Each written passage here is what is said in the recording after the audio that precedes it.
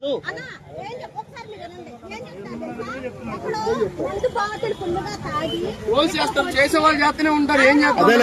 వచ్చిన కూడా ఆయన కాదు, ఆయన లాగా డ్రామా చేశాడు, స్కిట్ చేశాడు. పోలీసు వాళ్ళకి ఇవ్వకుండా వాడంతా వాడే క్రియేట్ చేశాడు. అది ఒరిజినల్ కాదు కూడా చూడకుండా. ఇదిగో వీళ్ళు గాని ఎస్ఐ గారు గాని ఏం తప్పు చెప్పలా, నీరసంగానే ఉన్నారని చెప్పాడు. నిన్ను యూస్ చేసుకొని చూసారా, బుల్లెట్ బండి హెడ్ కి పక్కన చిన్న స్క్రూ ఉంటది, కొంచెం ఓపెన్ చేసి నువ్వు చెప్పిందంతా కరెక్టే, నువ్వు చెప్పిందంతా కరెక్టే. కాకపోతే ఏంటంటే ఇక్కడ ఏం జరుగుతుందంటే నిన్ను యూస్ చేసుకొని ఒక తాగుబోతు డ్రైవింగ్ చేసినట్టు క్రియేట్ చేస్తాను. నిన్ను యూస్ చేసుకుంటాడు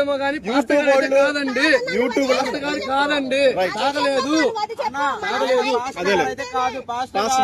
ఉండరు. ఆయన దుస్తులు ధరించుకుని వేరే వాళ్ళు వచ్చారు, ఆయన లాగా క్రియేట్ చేశారు, ఆయన లాగా క్రియేట్ చేశారు. అది పాస్టర్ గారు అయితే కాదు.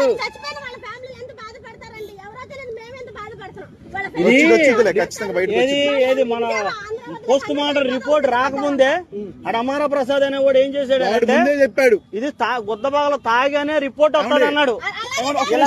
అన్నప్పుడు ఏ క్రిస్టియన్ అయినా సరే ఎలా వచ్చింది, యేసు ప్రభు నమ్ముకుంటే మందు మానేస్తారు, అవునా కదా? యేసు ప్రభు నమ్ముకుంటే మందు మానేస్తారు.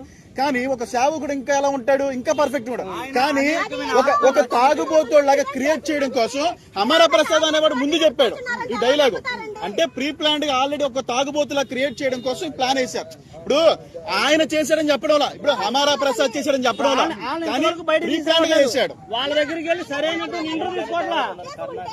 అంటే మనం పేర్లు పడ్డం కరెక్ట్ కదా. వెనకున్నవాడే నడిపిస్తాడు, ఎప్పుడూ కూడా ముందున్నవాడు నడిపించలేడు, వెనక ఉండి నడిపిస్తున్నారు. ఇదంతా కూడా ఒక సేవకుడిని తాగుబోతులా క్రియేట్ చేయడం కోసం కష్టపడుతున్నారు. ఇదిగో ఇప్పుడు పడుకున్న